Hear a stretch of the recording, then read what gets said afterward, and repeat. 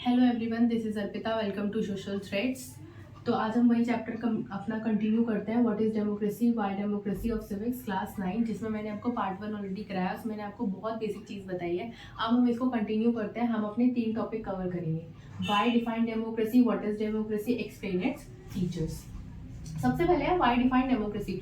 Democracy को define क्यों करना है, उसका एक पूरा टॉपिक है हमारा। बट यहाँ पर जो है वो डिस्कशन हुआ है, discussion between Mary and her teacher. Mary जो है वो अपने टीचर से क्वेश्चन करते हैं कि हम एक पर्टिकुलर डेफिनेशन देखकर हम इस डिस्कशन को एंड क्यों नहीं करते हैं। यहाँ पर उनकी टीचर जो है वो रिप्लाई करती है उनको कि हर चीज को जब भी आप पहले यूज करोगे देन आप उसको डिफाइन कर सकते हो कि हाँ ये पर्टिकुलर चीज इस चीज के लिए। तो यहाँ पर हर एक पर्टिकुलर चीज का जो डेफिनेशन है वो हर एक सिचुएशन पे चेंज हो सकता है। उनकी टीचर ऐसा रिप्लाई करती है। देन उसके बाद मेरी बोलती है कि नहीं मैम, इसके ओरिजिन से हम कर सकते हैं कि ओरिजिन इनका ग्रीक वर्ड से हुआ है which is demokratia. Demo means people and kratia means rule. तो यहाँ पर वो ऐसा बोलते हैं। उनकी मैम कहीं हद तक अग्री होती है, बट फिर अगेन वही आ जाता है उनका कि जैसे फॉर एग्जांपल कंप्यूटर जो है पहले कैलकुलेशन के यूज होता था, लेकिन अब जो है वो बहुत सारी पर्पसेस के लिए यूज होता है। तो किस पर्पस के लिए आप यूज कर रहे हो उस हिसाब से आप उस चीज को डिफाइन करोगे, ऐसा उनकी टीचर ने बोला। यहाँ पर उनकी डिस्कशन होती है एंड उनको एट द एंड समझ में आता है कि सबसे पहले आपको उसका मीनिंग समझना पड़ेगा। आप किस पर्पस के लिए आप उसको यूज कर रहे हो, देन आप उसको उसी तरीके से उसकी डेफिनेशन को इवॉल्व करोगे। तो इसकी डेफिनेशन, डेमोक्रेसी की डेफिनेशन जो है वो क्या होती रहती है, इवॉल्व। क्लियर है इतना? तो at the end what is democracy, यहाँ पर डेमोक्रेसी जो है अगर हम ये देखें तो फर्स्ट क्वेश्चन ही था कि नॉन डेमोक्रेटिक गवर्नमेंट,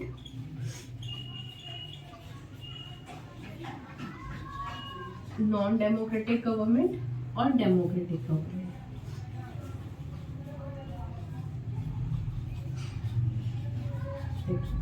तो इन दोनों के बीच में हमें डिफरेंस बताना है कि ऐसी क्या इनमें डिफरेंस रहेगा कि आप उसको डेमोक्रेटिक गवर्नमेंट बोलोगे और क्या ऐसा रहेगा कि नॉन डेमोक्रेटिक गवर्नमेंट बोलोगे। तो ये सारे अब हम व्हाट इज डेमोक्रेसी पे आते हैं। तो यहाँ पर इसके लिए हम क्या बोलेंगे, वेयर पीपल रूल। तो ये क्या हो गई हमारी डेमोक्रेसी की definition according to this question. तो हमने इवॉल्व कर ली ना इसके हिसाब से कि जहां पर जनता शासन करती है वो कंट्री या वो गवर्नमेंट क्या कहलाएगी, डेमोक्रेटिक। ठीक है, अब ये तो रही हमारी बेसिक डेफिनेशन, बट इसका जो फीचर है ना वो हमें बताएगा। क्योंकि अगर आपको इसको अच्छी तरीके से आपको एकदम इसमें डिफरेंस बताना है, अच्छी तरीके से इसमें आपको डिफरेंस क्रिएट करना है, वो कैसे होगा, जब आप इसके फीचर को पढ़ोगे। किसके फीचर को, डेमोक्रेसी के फीचर्स को। तो अब हम पढ़ेंगे इसके फीचर्स। तो चलिए अब इसकी डेफिनेशन एंड हम इसके फीचर्स को फटाफट से कंप्लीट करते हैं। तो democracy, democracy is a form of government in which the rulers are elected by the people. तो यहाँ पर रूलर जो भी होगा वो किसके द्वारा अपॉइंट होना चाहिए, सिटीजन के द्वारा, उस पर्टिकुलर कंट्री के सिटीजन के द्वारा वो अपॉइंट होना चाहिए। यूं नहीं है कि राजा का बेटा राजा ही बनेगा या मिलिट्री पावर से या किसी भी तरीके से आप वो चीज़ नहीं कर सकते हो कि आपकी जो गवर्नमेंट है वो डेमोक्रेटिक ना दिखे। ठीक है, तो यहाँ पर एक फॉर्म ऑफ गवर्नमेंट है डेमोक्रेसी, एक ऐसा सिस्टम है जहां पर जो रूलर होगा वो किसके द्वारा अपॉइंट होना चाहिए, जनता के द्वारा। अब हम इसके फीचर्स पढ़ते हैं जहां पर आप ये देखेंगे कि आप ना बहुत इजीली आप क्या कर सकते हो, कंपेयर कर सकते हो एक डेमोक्रेटिक गवर्नमेंट और नॉन डेमोक्रेटिक गवर्नमेंट कैसे दिखते हैं। तो यहाँ पर इसके टोटल 4 फीचर्स हैं, जिसमें से हम पहला फीचर पढ़ते हैं, final decision making power must rest with those elected by the people. तो लॉ मेकिंग पावर किसके पास होनी चाहिए, बहुत बड़ी पावर है, ये किसको देनी चाहिए, उसको देनी चाहिए जिसे जनता ने इलेक्ट करा। ठीक है, इजी है। सेकंड क्या है कि यहाँ पर अब जो है वो कैसे आएगी। तो अ democracy must be based on free and fair election. Election कैसे होनी चाहिए, फ्री और फेयर इलेक्शन होने चाहिए। जो आज पावर में है उसके पास फेयर चांस होना चाहिए कि भाई वो हारे भी।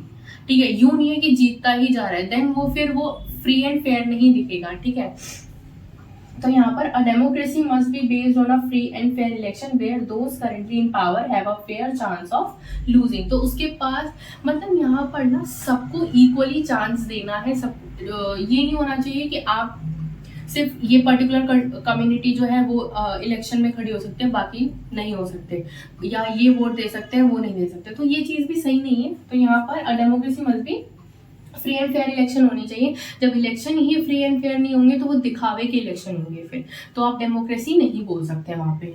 ये तो हो गया हमारे दो फीचर। तीसरा फीचर क्या है, ईच अडल्ट। अब वोट कौन देगा, ये भी मायने रखता है कि वोट कौन देगा। तो each adult citizen must have one vote. जब एक पर्टिकुलर एज आ जाए कि हाँ अब मैच्योरिटी आ गई है, अब आप सही और गलत जानते हैं, तब आपके पास क्या होना चाहिए, वोटिंग राइट। इंडिया में 18+ है, तो यहाँ पर each adult citizen must have one vote and one value. हर एक वोट की वैल्यू होनी चाहिए। जो उस पर्टिकुलर टेरिटरी में रह रहा है सबके पास वोट देने का मौका होना चाहिए, फेयर चांस होना चाहिए कि भाई वो वोट दे सके, क्योंकि भाई वो भी उस पर्टिकुलर कंट्री का हिस्सा है।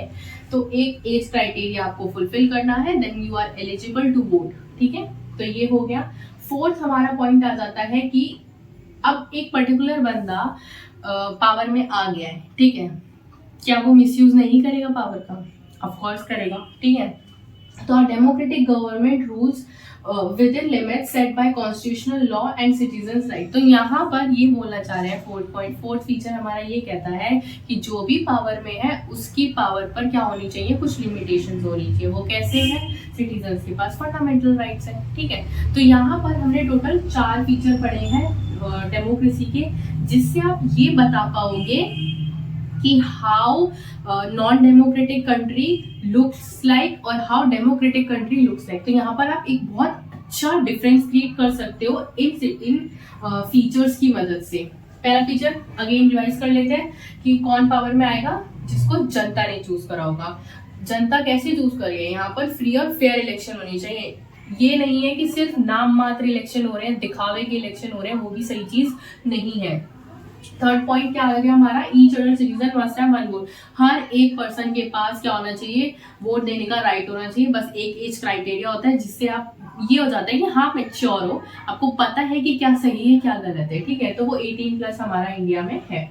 A democratic government rules within limits. यहाँ पर वही है कि हर कोई बंदा, हम आंख बंद करके ट्रस्ट नहीं कर सकते किसी, ठीक है। तो इसीलिए हमको क्या करना पड़ता है, यहाँ पर उसकी पावर पर एक लिमिटेशन होनी चाहिए। हर चीज पर लिमिटेशन होना भी बहुत जरूरी है, ज्यादा भी नहीं कम भी नहीं। अगर ज्यादा लिमिटेशन हो जाएगी तो फिर वो काम कैसे करेगा। तो इसीलिए लिमिटेशन होनी चाहिए कि हाँ भाई वो मिसयूज ना कर सके। यूज करना इज अ डिफरेंट थिंग और मिसयूज करना इज अ डिफरेंट थिंग। तो यहाँ पर क्या हो रहा है कि अपने सिटीजन्स को क्या दे देते हैं, फंडामेंटल राइट्स प्रोवाइड हो रखे हैं कॉन्स्टिट्यूशन, इंडियन कॉन्स्टिट्यूशन में, कि आप मिसयूज नहीं कर पाएंगे, ठीक है। तो ये हमारे टोटल थे 4 फीचर्स और हमने डेमोक्रेसी, तो बेसिकली अब तक हमने हाफ चैप्टर कंप्लीट कर लिया। अब नेक्स्ट क्लास में ना इन सबके एग्जाम्पल्स हैं, इन सबके एग्जाम्पल्स हैं, चारों के एग्जाम्पल्स हैं, ठीक है। इसमें जनरल परवेज मुशर्रफ का हमको पढ़ना है। तो अभी सबसे पहले मैंने आपको क्या बता दिए हैं, 4 फीचर्स मैंने आपको पहले ही पढ़ा दिए हैं।